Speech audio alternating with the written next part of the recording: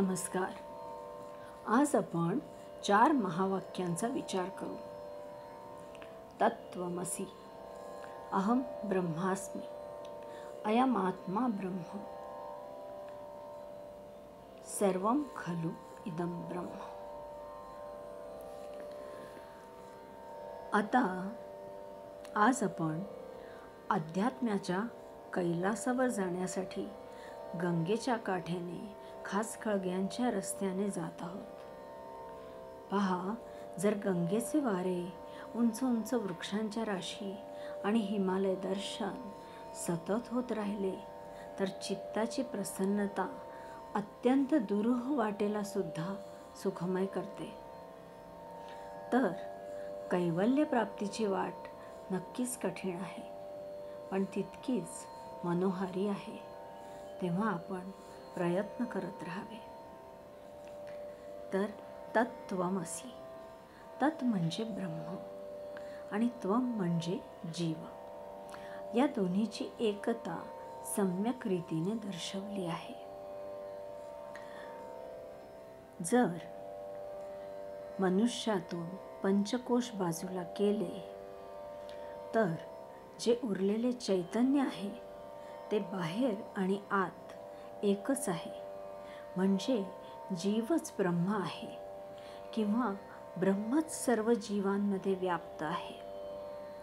हे पहा, आपल्याला यांचा लक्षार्थ पाहायचा आहे. व्यक्तिगत इकाई म्हणजे व्यष्टी आणि संपूर्ण नाना रूपात्मक सृष्टी म्हणजे समष्टी.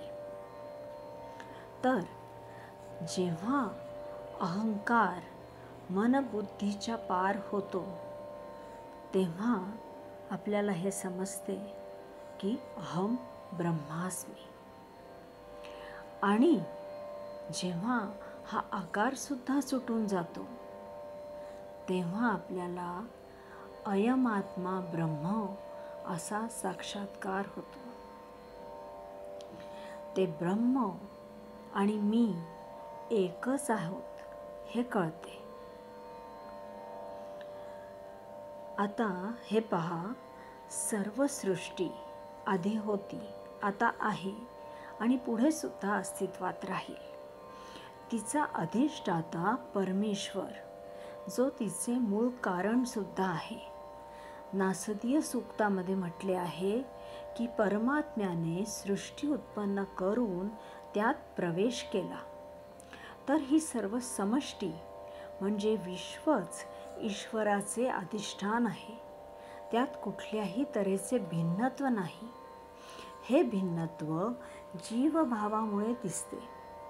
वास्तविक सर्व सृष्टीचे घटक एकमेकांवर अवलंबून आहेत. जशी अख्खी प्राणीसृष्टी वनस्पती सृष्टीवर आणि वनस्पती प्राण्यांवर, तसे समजावे. पहा, आपण श्वास घेतो तेव्हा समष्टीतून श्वास व्यष्टीत येतो आणि सोडतो तेव्हा तोच श्वास आता समष्टीचा होतो. अहम सह आणि सह अहम हा जप अखंड रूपाने या विश्वरूप परमात्म्यात चाललेला असतो. तर हे कळल्यानंतर ते द्वैत सुद्धा सुटते आणि सर्वं खलु इदं ब्रह्म असे समजते. हे जे काही स्फुरले आहे ते सर्वच्या सर्व ब्रह्म आहे असा साक्षात्कार होतो आणि मग अध्यात्माचा कैलास गाठला जातो. कैवल्य प्राप्त होते. नमस्कार.